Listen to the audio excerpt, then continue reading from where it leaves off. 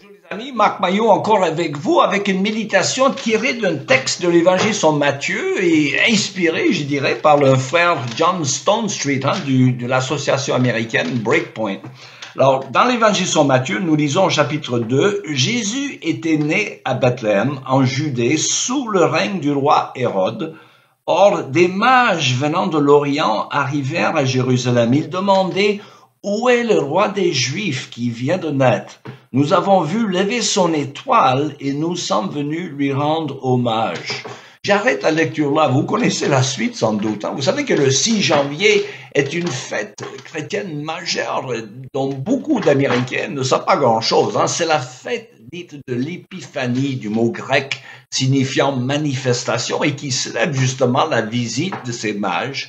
On ne dit pas des rois, ni les trois rois, parce que rien dans le texte nous dit qu'ils étaient des rois, et encore moins qu'ils étaient trois.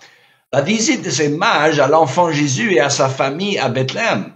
L'épiphanie se réfère à la visite des mages dont l'évangile seulement de Matthieu nous en parle. Elle a encore des leçons valables à nous porter aujourd'hui et qui méritent notre attention. Et parmi ceux qui ont compris cela, il était nommé Lew Wallace. Alors, peu de gens ont mené une vie aussi mouvementée que le général Wallace, un homme du 19e siècle. Les amateurs de l'histoire de la guerre civile américaine vous diront qu'il avait peut-être lui-même sauvé l'Union lors de la bataille de Monocacy en 1864, mais ça c'est à discuter. Plus tard, comme gouverneur du territoire du Nouveau-Mexique, M. Wallace il avait affaire avec des hors-de-la-loi comme Billy the Kid et Pat Garrett, enfin d'autres personnages notoires, mais c'était une réunion de vétérans de la guerre civile qui a conduit à des faits pour lesquels M. Wallace est le mieux connu aujourd'hui. Alors qu'il voyageait dans un train en 1876 vers une réunion de soldats de la guerre de sécession dans la ville d'Indianapolis, M. Wallace était accompagné par un ancien collègue de la guerre, le colonel Robert Ingersoll, connu comme un grand agnostique et qui voyageait dans le pays, ne manquant jamais des occasions de se moquer des croyants et de remettre en question la foi chrétienne. Alors, Ingersoll, il n'a pas épargné non plus son vieux collègue, le général Wallace, qui était quand même largement indifférent à l'égard de la foi chrétienne à l'époque, selon ce qu'il dit lui-même.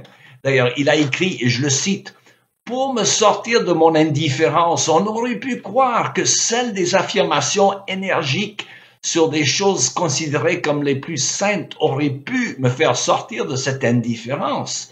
Et pourtant, voilà que j'étais ému comme jamais auparavant. Et par quoi? La négation la plus catégorique de toute connaissance humaine de Dieu, du Christ, du ciel et de l'au-delà. Le colonel Ingersoll avait-il raison? » Fin de citation.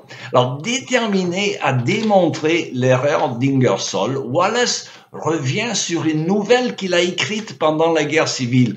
L'histoire est centrée sur les mages qui ont capté son attention alors qu'il était encore jeune garçon et qui ont eu une influence durable sur son imagination. Alors Wallace, il se demande qui étaient-ils, d'où venaient-ils et surtout, qu'est-ce qui les a conduits à Jérusalem? Posant à tous ceux qui rencontraient l'étrange question « Où est le roi des Juifs qui est né ?» Alors, vraisemblablement, les mages étaient des descendants des Hébreux qui avaient été déportés en Babylone, royaume conquis plus tard par les Perses. Ils devraient connaître donc les Écritures saintes dont leur prophétie dans le livre des Nombres qui parle de l'apparition d'une étoile ou d'un astre ou d'un signe astronomique exceptionnel à l'occasion de la naissance du Messie. Et à partir de ses recherches sur l'épiphanie, Wallace va développer toute une histoire au fil des années en y ajoutant de plus en plus des méditations sur la vie du Christ. Alors finalement, en 1880, il publie son œuvre achevée sous le titre Ben-Hur, le conte du Christ. L'histoire d'un prince juif fictif nommé Judas Ben-Hur et la façon dont Wallace a montré la nécessité d'un sauveur.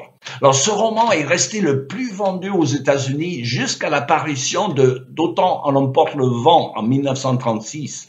Et bien sûr, il a servi de base de ce film célèbre de 1959 avec Charlton Heston Il a remporté un record de 11 Oscars. Alors, au moment de sa mort en 1905, Wallace pensait avoir relevé le défi d'Ingersoll. Des millions d'Américains étaient du même avis.